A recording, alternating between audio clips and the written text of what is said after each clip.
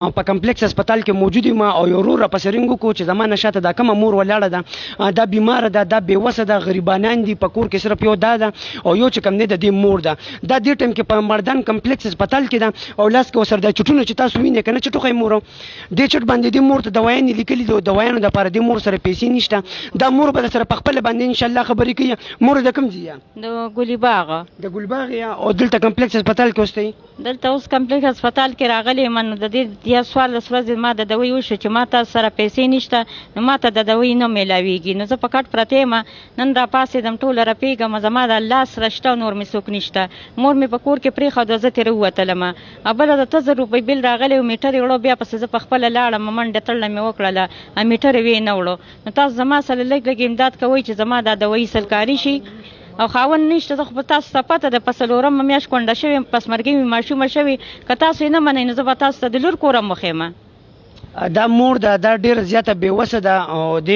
بیماره ده لاسونه یې مرپیه او د شوګر هم بیماره تور زړی دی د اوس دلته هسپتال ته راغلی ده او ډیره زیاته بیماره ده او خپل کور یې پرېښی دی دلته زموږ چې څه وس کېدو زما دوستانو هغې هم ورسره وکړو خو مزید د دې په دې دوایانو باندې د دې په دې علاج باندې د کور بل هم راغلی دی چې ډېرې زیاتې پیسو ضرورت دی ورته تاسو څونه د مسافر او څونه پښتانه چې ګورئ دې مور سره به تر هغې پورې زه په دې هسپتال کې یم تر کومې پورې چې دې مور د دوایانې نه شوي نو چې څوک هم خاص د الله د رضا دپاره دې مور له دوایانې اخلي د دې کور بل راغلی دی د ډېرو زیاتو پیسو ضرورت دی ورته مور نور څه ویل غواړي دا ټول مسلمانان او ټول پښتانه دوی اوس ګوري د دې زما علاج به چې دی نو بس ته خدای او تاسو کوئ زما سره به امداد کوئ د پیسو امداد به راسره کوئ زه پردی کار نشم کولی د 14 کاله مې وکړه نور یې نشم کولی او نه مې وس شته دی هېڅوک ورور شته خو زما دپاره نشته ماما شته خو زما دپاره نشته خور شته خو زما دپاره نشته زما نه خپلو خلکو لاس اخیستې لیور شته 3 ښځې وکره کار کوي خو په ما ورته ځان بدې ښکارېږي په ما ورته ځان بدې ښکارېږي او کار ته مور کار نشم کولی اوس کار نشم کولی د انواري دواخانې والا حکیمانو کره به مې کار کوو دې مور به چا سره کار کوو دا مور دلته کوم انواري دواخانې سره به کار کوو دا به درنه پرېږدي دا ګوت او نور څه ویل غواړې مور نور څه دا ویل غواړم چې ما څه دې امداد وکړي چې زه نور کار نشم کولی د دې کار نه دې ما منې کړي زه نشم کولی زه ټوله رپېږم د دماغو بیماري م ده راته زیړی مې م دی شوګر مې م دی زه کار نشم کولی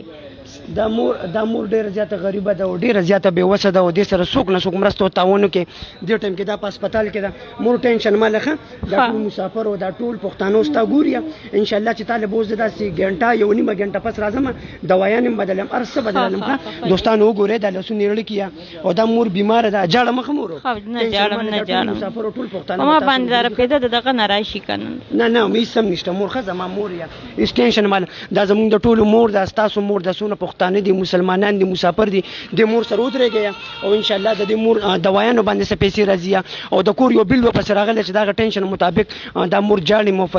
فریاد خو تاسو اورېدو نمبر دا زما نمبر دی د مور موبایل سره شته نشته دا موبایل ورسره نشته کور کې بچي نشته صرف یو دا ده یو مور ده دا زما نمبر دی او د مور سره موجود دی زه په هسپتال کې موجود یم ښه وروره